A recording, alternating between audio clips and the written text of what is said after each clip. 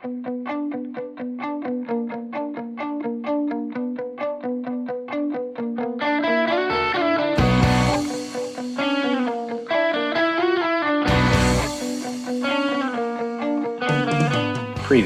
on Popping Collars. But can I say a word about MacGyver really quickly? Oh, yeah. Sure. Okay. I didn't really know this was happening until you and I talked on the phone the other day. But I just want to shout out that MacGyver was like my legit first crush. Really? Yeah, like not even first, like, but first, like, I don't know why I feel this way. Like that kind of crush. Like I had a real crush on MacGyver. Was it the mullet? Was it the... He was a little rugged. Like, I think he was a little rugged, and I liked that. Still do. And he was super nice. He was always like helping people. Particle. And he could like fix things with duct tape, which is a very appealing quality to me to this day. That may be a little too warm. Was that too much information? You're taking the warm fuzzy thing a little far. No, I'm just being real. I know you guys missed me. You missed that about me. I know.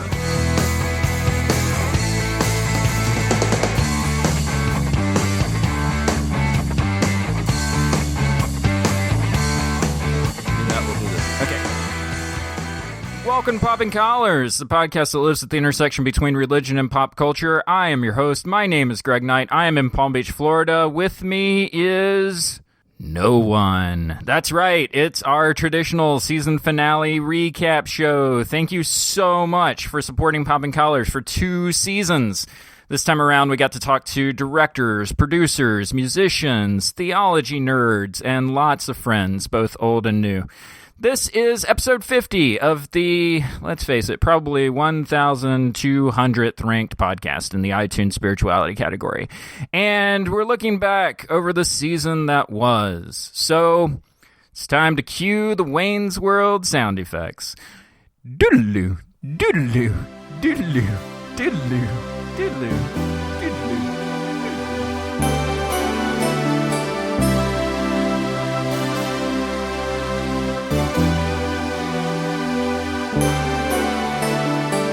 Criticism is really a form of pursuit where a person is attempting to name something to put their own anxiety or shame or whatever they're wrestling with on it.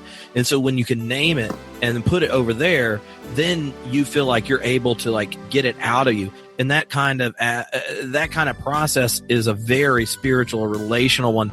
If the internet and social media and all these things amplify the best and the worst, comment sections are like amplifying gossip from the church parking lot. Yeah. What it's coming up for me is like this idea that doing takes courage, you know? Like it takes putting yourself out there somehow. What it reminds me of in our parish life is how it's easy to think that there are professionals who do this and we should just leave it up to the professionals. So there are people that make podcasts, and we should just leave it up to those people to make podcasts, and we should listen to their podcasts, and because they do it really well. But heaven forbid that I should actually jump in there, right? Because who am I? I'm not a professional, right? I just have a laptop. But it turns out that all you need is a laptop.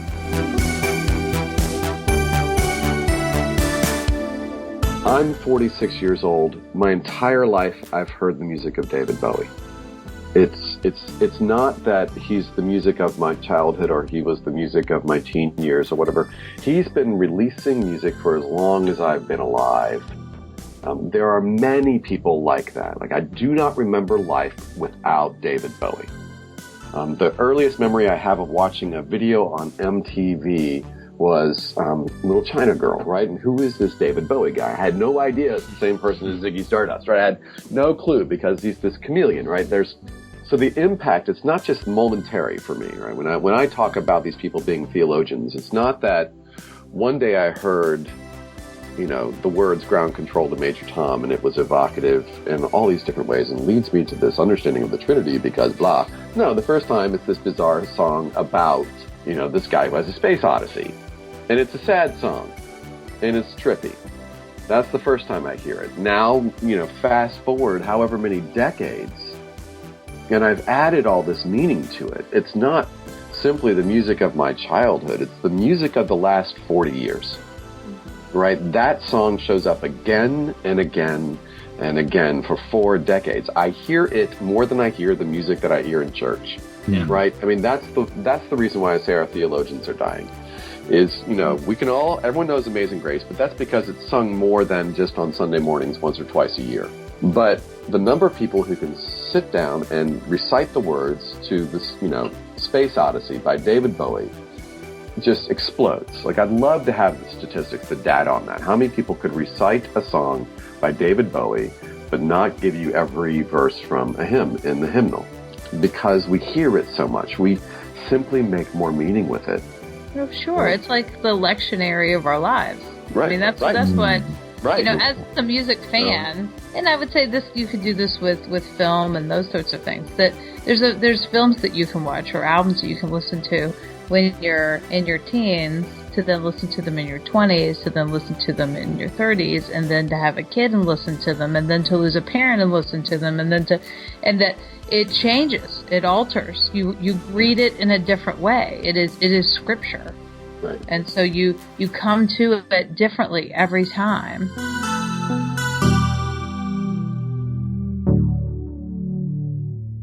For me, about Prince, and this wasn't huge because I'm with you, Liz. I loved Prince in a time and a place. But after a while, it's like 39 albums, you know, probably half of those were like, okay, I don't need to hear that again. Sorry, Prince. But the big thing, the heady thing for me is Purple Rain came out in 1984, and that's the year I graduated high school. And that's, you know, I was all freaking closeted and freaked out. And so here's this guy singing about, like, not just on Purple Rain, about sex, and can I say these things on this show? Yeah. Head and, you know, jack you off and all this stuff, right? And I was closeted, but we were dancing to it, and it was like sex was being talked about in this kind of, it was kind of scandalous, but it was out there, you know, at the bar where we went dancing, and it was out there on the radio. Well, not all the songs, right? But it was a way for me to kind of hear that sex was good and okay in this funny place. And the way that he mixed religion, that caught me too, because I was a pretty religious boy growing up. I didn't go to church in college, but I did growing up a lot, and it just tripped my trigger to hear him. Like, since he died, I realized, you know, the song Darling Nikki on Purple Rain, I don't need to repeat the lyric, I guess, but so the song is like, I guess I will. I met her in a hotel lobby masturbating with a magazine. So I'm like 17 years old, and I hear this like, oh my God, that's amazing. Masturbation. They talk about masturbation. Anyway, so recently you find out that at the end of the song, do you know this about the end of the song, the backwards message? So the backwards message at the end of this song about like masturbation and like, you know, chains and whips or whatever, it's like, hello, how are you? I'm fine because I know that the Lord is coming soon. At the end of that same song, and just like he did that, and to me that was great. I mean, those things echo against each other for some people like me who had religion and sex and didn't know how to reconcile them, and here's someone just being kind of out there with it. Is it in your skin? Is it in your bones? All your honor undertow. Yeah. See, my experience as an Episcopalian is that we as individual people tend to be maybe more sex positive or more progressive when it comes to sexuality, but we don't necessarily have religious language for it. I don't think that we have a great, ability to talk about. I mean, I don't know, Greg, in your youth group, do you talk about sex?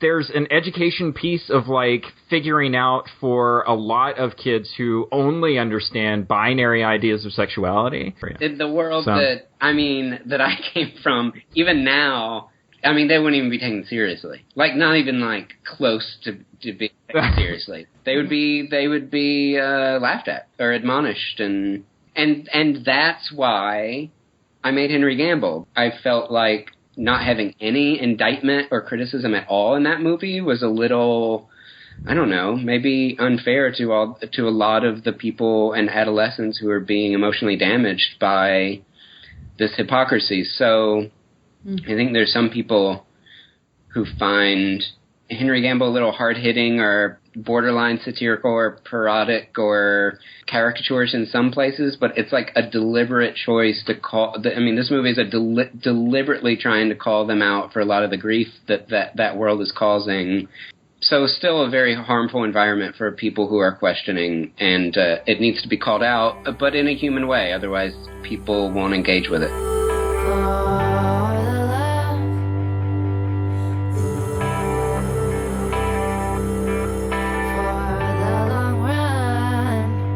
I think the comparison to addiction really stands out for me.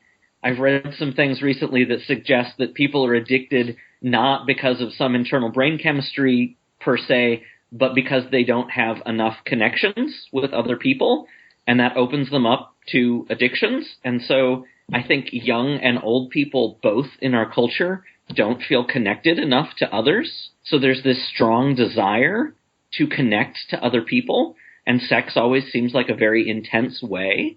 So I wonder to what extent porn is people trying to fill in a hole because they're not connected enough with other people. And I feel like the church should have something to say about that healthy connections is something the church should be able to talk about, that's part of the good news. It just occurred to me also that, Liz, that you're what, canon to the ordinary? Right. So you're like the fixer, aren't you? In the diocese, you're like have to go. Are you like the fixer? No, I mean historically, that's what the canon did. You mean so? Yes. Yeah. Yes. No, you are the I'm really fixer. not. I'm really not. We're a way more collaborative team than that. But historically, that is what the canon to the ordinary was.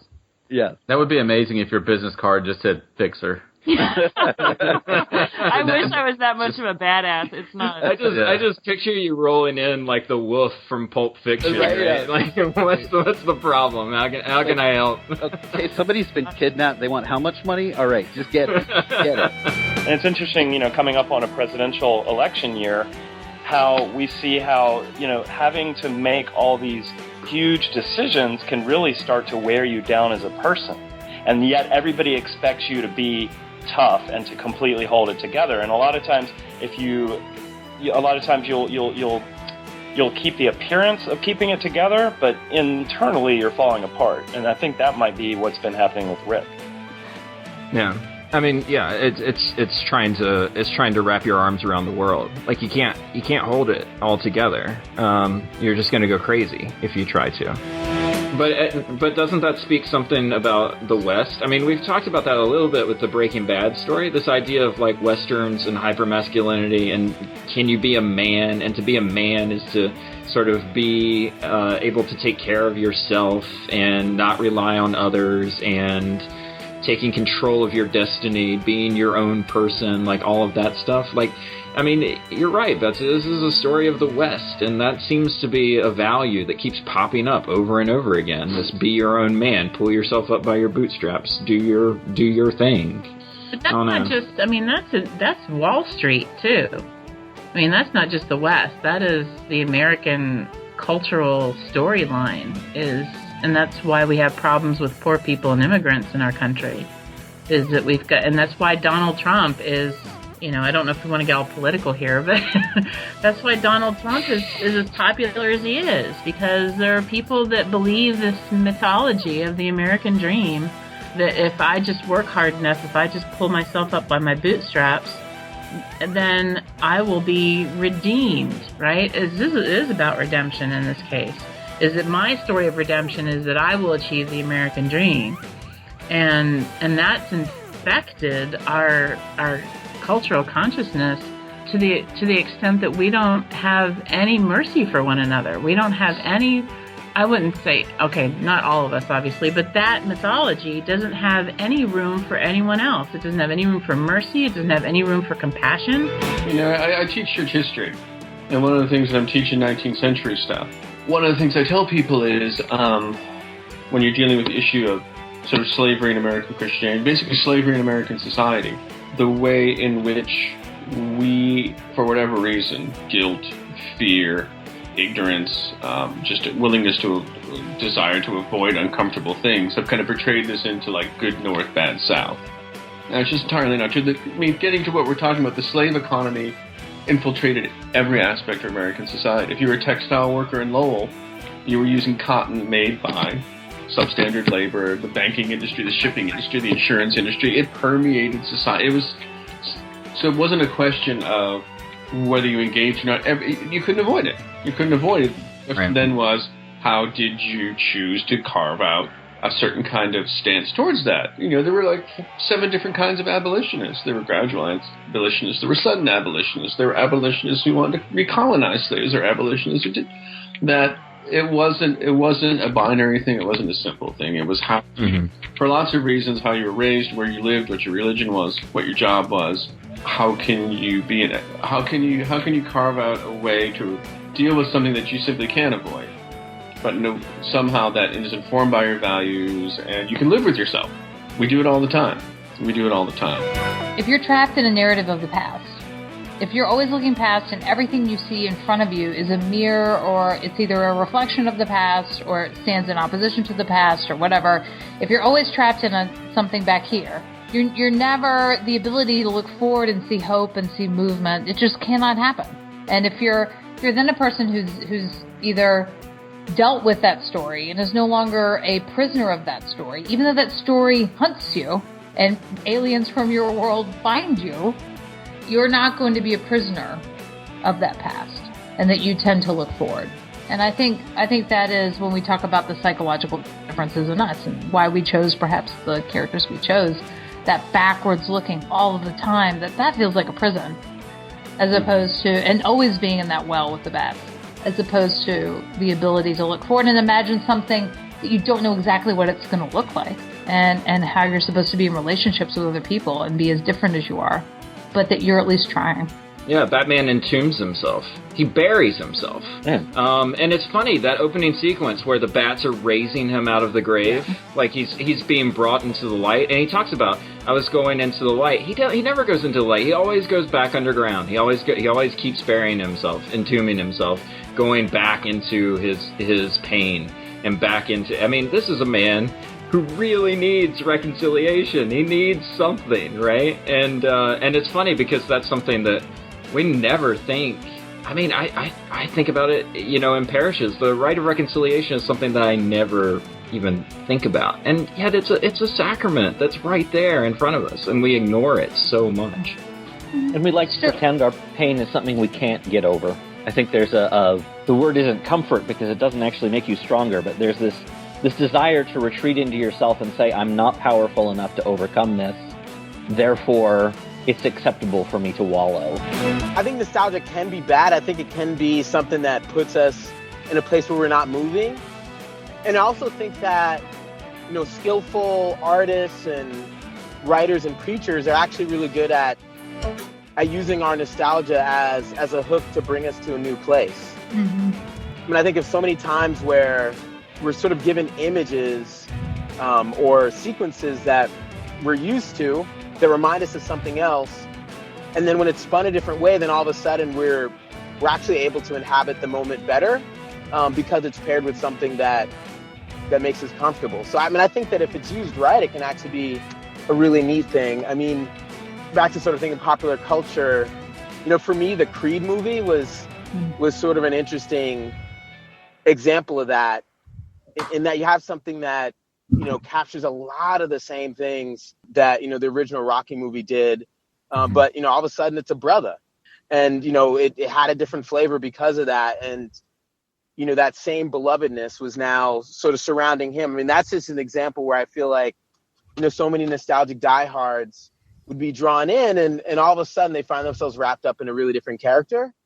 As long as you give people enough, or at least a taste of what they had before, that you can actually move with them.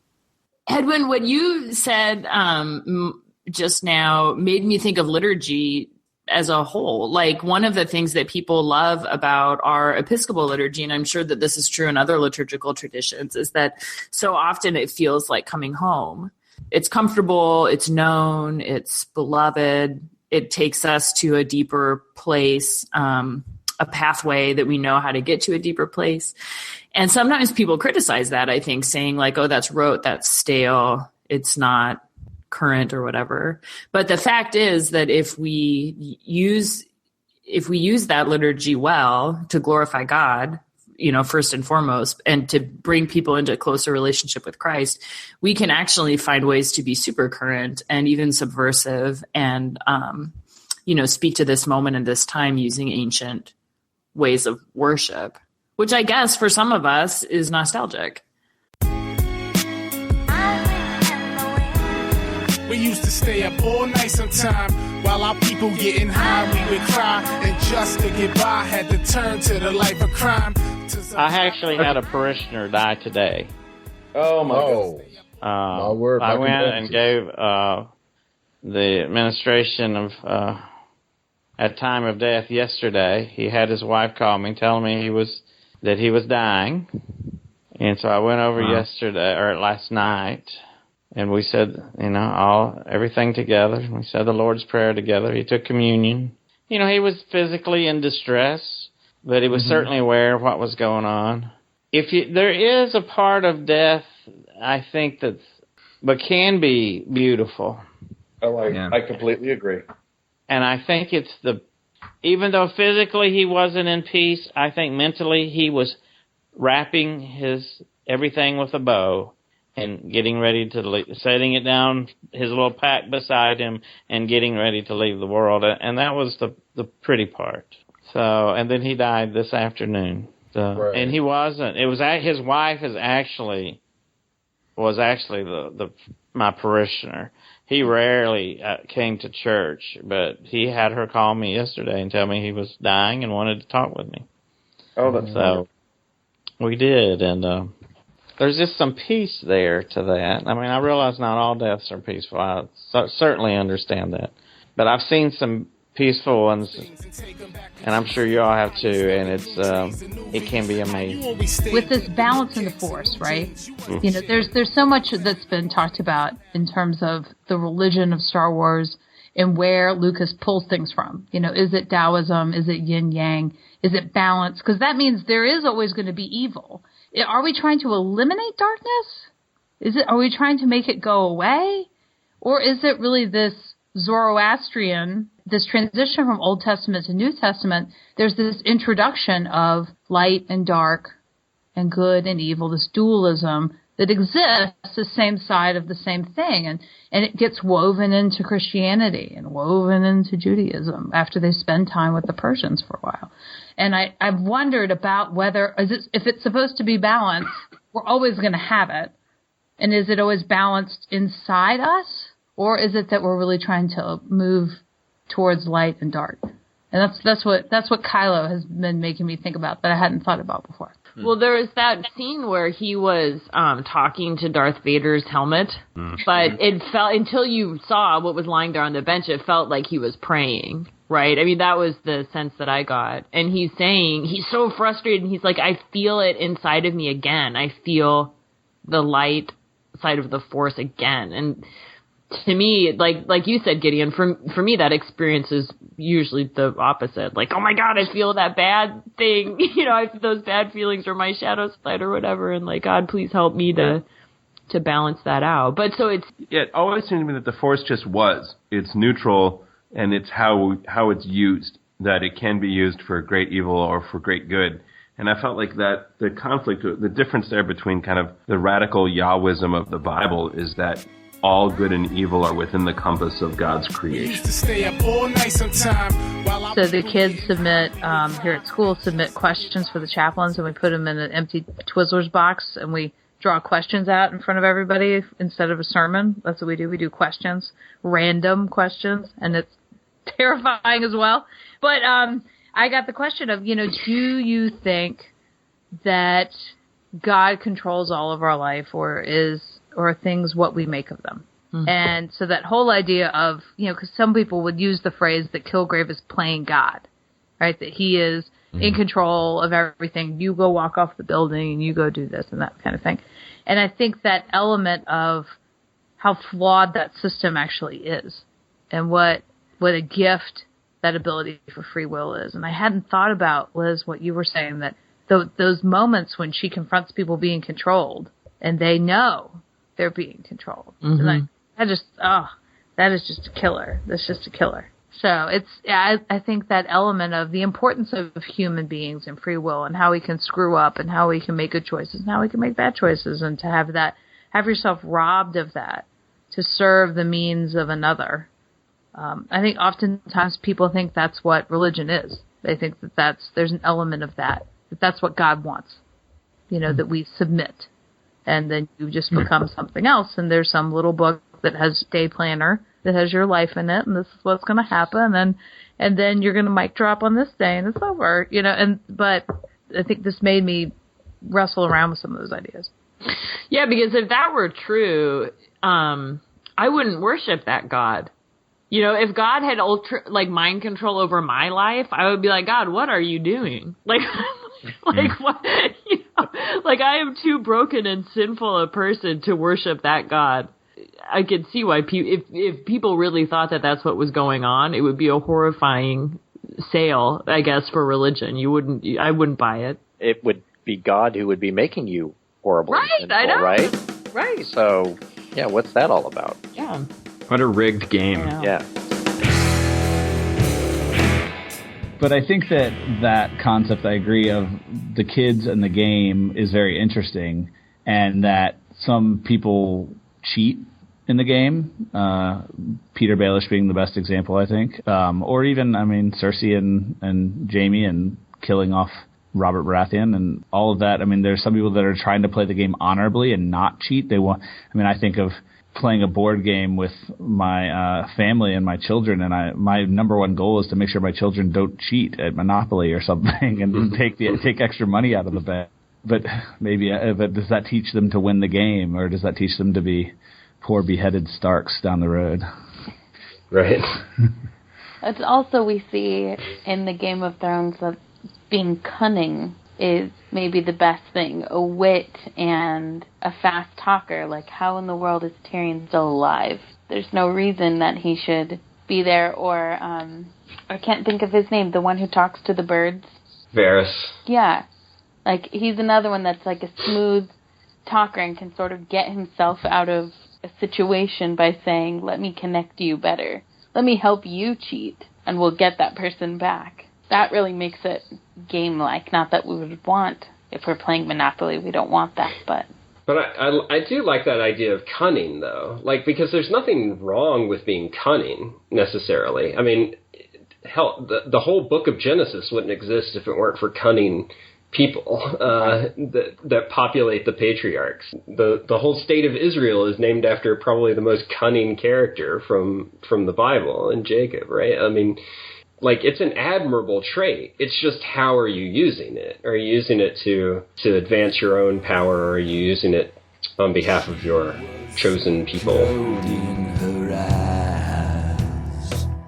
Yeah, and you start to think about, the parents episode is a great one, because you start to think about what are the chasms that kind of exist between us and our relationships and stuff, and what are the experiences that, creating distance between us, that sometimes you have to sit down at a table and have these conversations with each other, even if it's the most uncomfortable thing in the world. And if they're awkwardly phrased questions that prompt these stories.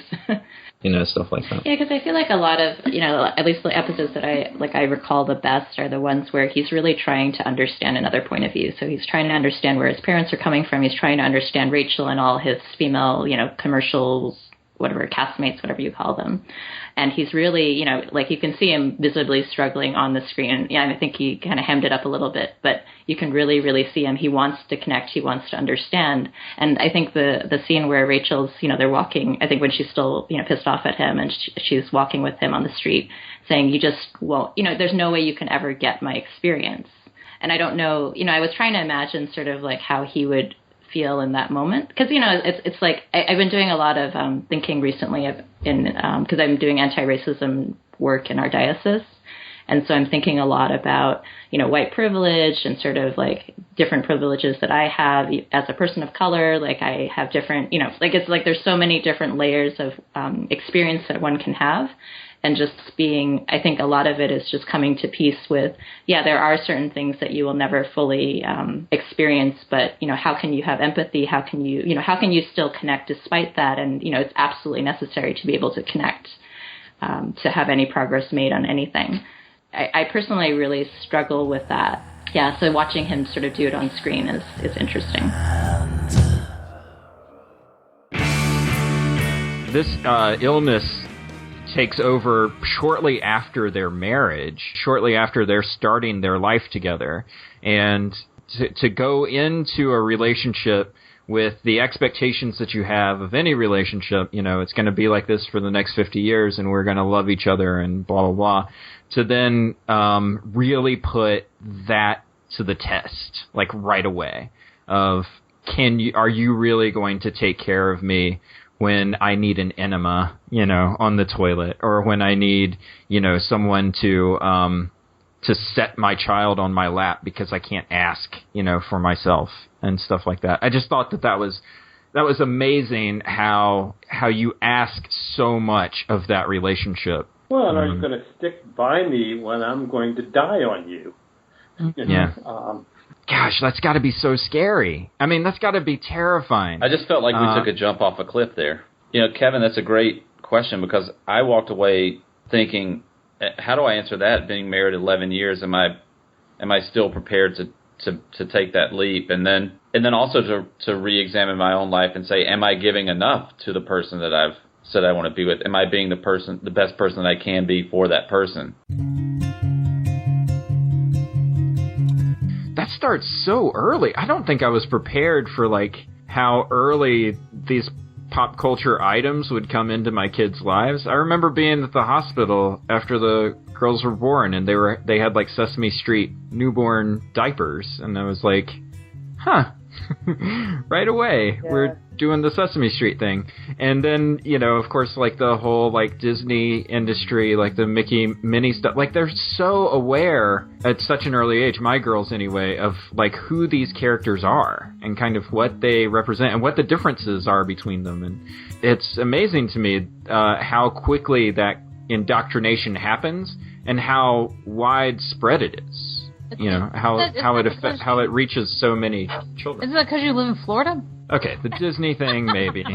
You do day trips to Disney World, for God's sake. You are a full participant. Don't shame me and my Disney participation. Betsy, he goes for himself. I'm with you. Yeah, he does. Look, when I say I work at a church, what I mean is the Church of the Mouse. And sort of holding this whole thing down is this kind of messiah figure president who he went to Notre Dame because he was thinking about becoming a priest. And it's really, Bartlett? You are killing me with this sappiness. This is totally driving me crazy. How decent and how good can somebody be? And how, and that seems to just kind of drive the show. I love that because, a little insight into my personality is that I literally think that everybody is like that. I have this kind of assumption of goodness and benevolence and integrity in everyone that I meet and work with, and in some ways that's a real handicap for me. But so far so good. Nobody can be too good for you, though. No, not Liz. Is this what we really want it to be? Katie Ledecky swimming her heart out for the gold medal?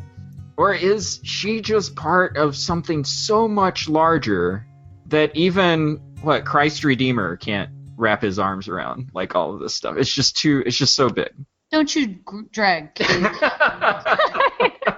The next time... I'm rooting for the local girl here. The next time the Olympics are in the United States, it's just going to be nothing but Katie Ledecky and all the time. Yeah. And who sponsors the medal count? Right? Every time. Who is it? I don't know. Coca-Cola, McDonald's. McDonald's every time. McDonald's. And the medal count brought to you by McDonald's. Your face, your hair, your sense of humor. there was backlash again. So let's talk about the backlashy stuff, because that's something that I'm totally curious about, as to like, okay, yeah, so you've got like this boy world of like Star Wars or comic books or whatever. It's almost like it's a personal insult when you put a female lead or a non-white male as the lead for a lot of these things, right? So there was a lot of backlash on the new Rogue One trailer, because it's another Star Wars franchise that features a woman in the lead role, or at least seemed to feature a woman in the lead role based on the trailer. And there was this backlash again online of like, oh my god, another girl in charge of Star Wars? Like, when are we ever gonna, like, where's Luke Skywalker? Like, why can't we get some dudes in here? And that happens, like, that happened with Ghostbusters. Yeah, I guess that's the thing. It's like, where's this anger coming from? Like, what is that anger all about? Change. Well, that reminds me of the way that when we suggest a feminine aspect of God, people get all up in arms. Like, we've somehow taken something away from God or the men who refer to him. It's a diminishment, I guess, is the implication. I mean, as a culture, the patriarchy wants women to be objects that can be taken. The patriarchy values women being weak and vulnerable and property. So the idea of like Almighty God being any of those things is not only offensive, but I think it does inspire anger. I think that there's a lot of violence at the heart of misogyny. I grew up, like, I had a lovely class my senior year of high school that was called Advanced Philosophy and Human Behavior, which is one of those classes that if you've taken all your prerequisites and you have a teacher who's really offering a class on everything they want to teach, that's what that was. So it was philosophy and philosophers, and then the 1960s, and that's what the class was. It was awesome. And so I read Helter Skelter for that class and became very intrigued by how disparate groups that have a faith aspect in a weird sort of way find people who they attract. And The Girls kind of taps into that. And so I audiobooked it and listened to it. It's really good. And I went looking it up because I'm like, okay, so what is Black Mirror? Arcade Fire also has a song named after this. So I went hunting, and here we can quote Wikipedia. Claude Glass is the other name for Black Mirror. And it was used by artists, travelers, and connoisseurs of landscape and landscape painting. And it's like a black mirror. It looks like a black mirror. And so you would use it. It's almost kind of like hashtag filter, right? Mm-hmm. So Claude Glasses had the effect of abstracting the subject reflected in it from its surroundings, reducing and simplifying the color and tonal range of the scenes, particularly scenery painting, giving it kind of a painting quality. So I found that so interesting. So this is like, so we're filtering reality in some way in each of these episodes. We're filtering something that the filmmakers want to make a commentary on and looking at it in a very particular way. Yeah, and at the risk of stating the obvious, another meaning is this is every screen there is when the power is turned off. Suddenly this is you staring back from this kind of inky void. Yeah, because the things that feel the grossest about it are the things that you're like, ooh, that's me, or ooh, no, and that is, when we rubberneck, when we, do whatever. Yeah. Those moments feel the grossest, and I mean, and this is essentially parable. That's what Jesus liked to do all the time. He's going to use things that you're familiar with, mostly. So it's setting, roles that you understand, like politician or priest or whatever, people you understand in a concrete way or have assumptions about, to then tell you a story where your behavior is being called out in the story, more than likely. I've been hating on Samaritans for years, but then the Samaritan's the hero? What the what? That sort of idea. Yeah, I think if Rodrigo were sitting next to me, he would say that he would not have known how to approach the story of the divine Jesus, that he would not be able to properly represent divinity. He, I think he's a very humble guy, but I think he feels strongly about that. Whereas if you're looking at the human Jesus, that's an interesting supposition to make, right? And calling out for my Father and not hearing and questioning the Father's love and being vulnerable. Vulnerability is a very human, it's just a very human state of being, vulnerability. And because Yeshua was human, then Yeshua must have experienced vulnerability. And so that is a place that an artist, a filmmaker can put themselves and say, in those circumstances, how might we explore that? And how might that have value for us as an audience or a community in conversation about it? What's valuable about vulnerability? What's instructive about vulnerability? What is common and universal about vulnerability? And you can only have that conversation in reference to Jesus if it's the human Jesus. You can't really have that conversation about the divine risen Jesus.